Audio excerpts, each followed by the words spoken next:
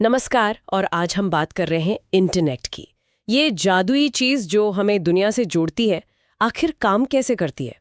हमारे पास इंटरनेट, कार्यप्रणाली एवं सुरक्षा से कुछ नोट्स है और हमारा मिशन है इस उलझे हुए जाल को थोड़ा सुलझाना। तो इंटरनेट है क्या?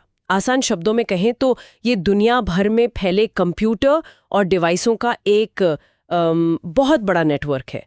लेकिन ये जुड़ता कैसे है? यहीं पे IP address, DNS, ports, protocol, server और क्लाइंट जैसी चीजें काम आती हैं। सोचिए, इंटरनेट पर हर डिवाइस का अपना एक यूनिक पता होता है, आईपी एड्रेस, जैसे 192.168.1.1।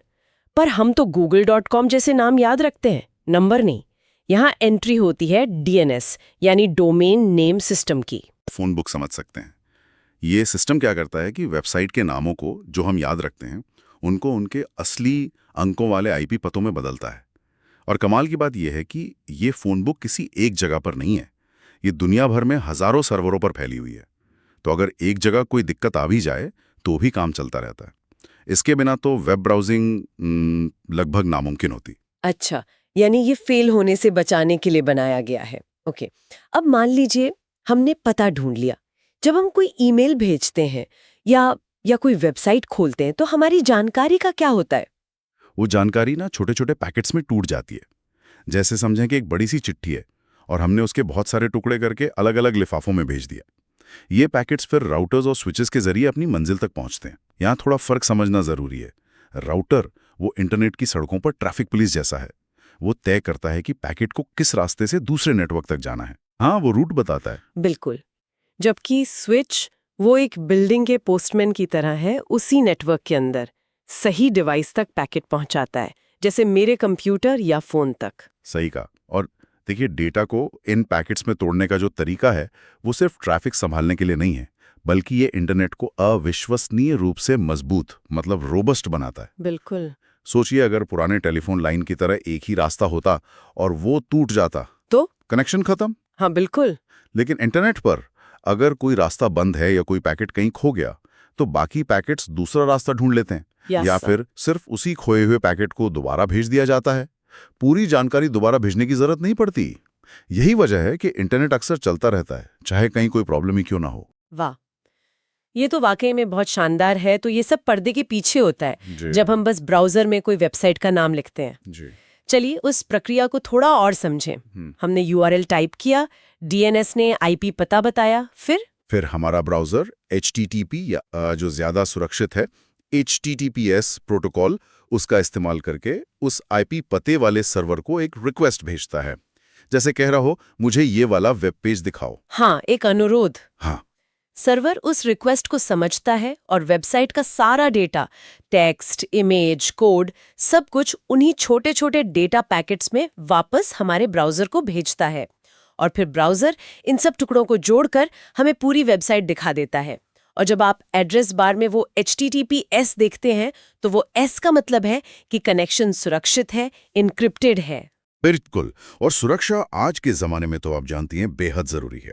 HTTPS जो है वो असल में SSL TLS नाम की टेक्नोलॉजी का इस्तेमाल करता है। इसे आप एक तरह से एक अदृश्य ताला चाबी की तरह समझ सकते हैं। ये आपके ब्राउजर और सर्वर के बीच जो भी जानकारी आ जा रही है उसे कोड में बदल देता है, एन्क्रिप्ट कर देता है, ताकि कोई बीच में उसे पढ़ ना सके। एग्जैक्टली, ताकि कोई बीच में उसे पढ़ ना सके। इसके अलावा फायरवॉल्स होते हैं। वो आपके कंप्यूटर या नेटवर्क के डिजिटल चौकीदार जैसे हैं, जो बिना इजाजत किसी अनजान ट्रैफिक को अंदर आने से रोकते हैं। ये सब मिलकर हमारी ऑनलाइन दुनिया को सुरक्षित रखने की कोशिश करते हैं। पर यहाँ एक सवाल जरूर उठता है कि क्या हमारा कनेक्शन वाकई हमेशा उतना सुरक्षित होता है जितना हम सोचते हैं? ये एक अहम सवाल है और सुरक्षा के साथ साथ स्पीड भी तो बहुत मायने रखती है।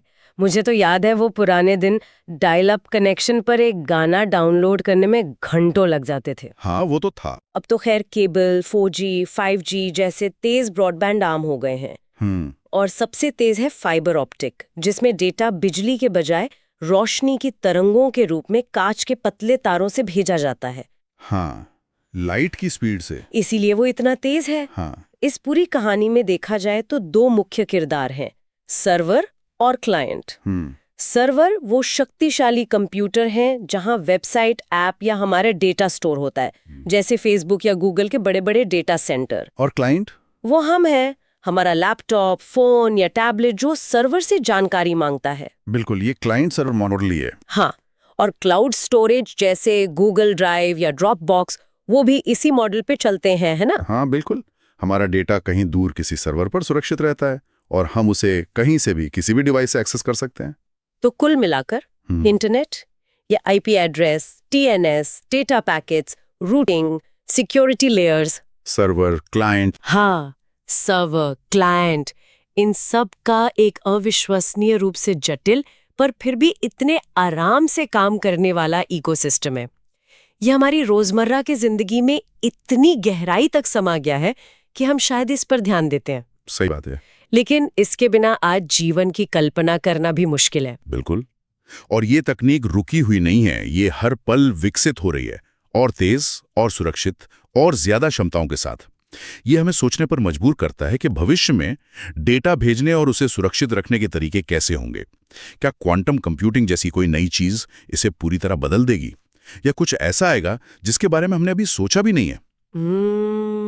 ये देखना वाकई दिलचस्प होगा।